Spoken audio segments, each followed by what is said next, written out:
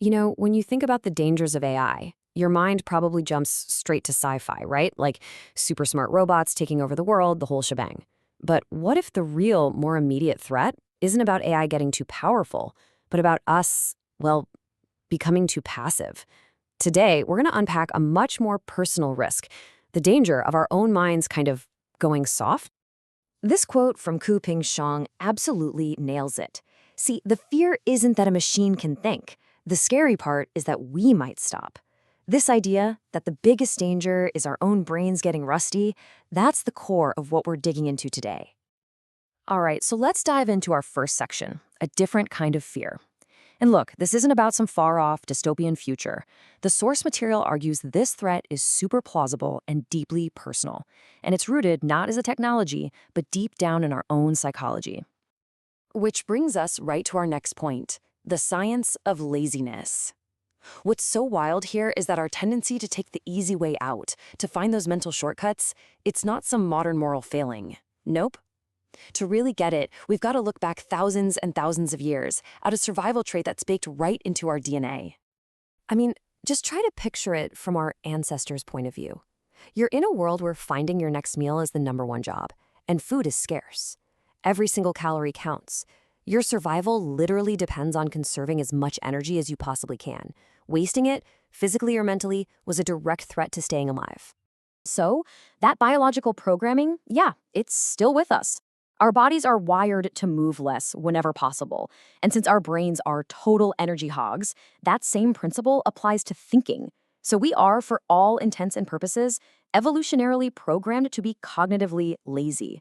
From a survival standpoint, it was a feature, not a bug. The source material poses this brilliant question, and really think about it for a second. For most of us, exercise feels like a chore, something we have to force ourselves to do. It just goes against our natural wiring to conserve energy. And that exact same internal resistance, it kicks in when we're faced with a difficult mental task. So, if we accept that we're all hardwired for laziness, what happens when we're handed a tool as powerful and convenient as AI? Well, that brings us to our next section, when assistance becomes over-reliance. This is where that ancient instinct meets modern technology, and boy, does it create a very slippery slope. This here illustrates the dynamic perfectly. Ideally, AI is a co-pilot. It gives us recommendations, helps us make decisions, and basically augments our own critical thinking. But because of that natural tendency to save mental energy, it's just so easy to slip into autopilot mode, where we just hand over the final say to the machine and we become a rubber stamp. And this isn't just a theory, it is already happening. Take this real-world example. A group of lawyers used ChatGPT for their legal research, but the AI, as it sometimes does, just made stuff up. It hallucinated fake legal cases. The lawyers, basically acting as rubber stamps, didn't check the work and ended up getting sanctioned in court. It's a pretty stark reminder that this kind of over-reliance has very real consequences. Now, let's consider this hypothetical from the source. You've got a judge who is just swamped with cases. They're given an AI tool that recommends sentences. Even with the best intentions, the sheer volume of work creates this powerful temptation to just accept the AI's recommendation without deep thought, especially for those cases that seem trivial. And that's exactly how automated, unchecked judgment can creep into our most important systems. A commenter on the original article really summed up this fear perfectly. The real existential threat isn't some Terminator-style apocalypse. It's a Wall-E-style future, where we become so reliant on technology that we lose our ability to think, to create, and even to move for ourselves.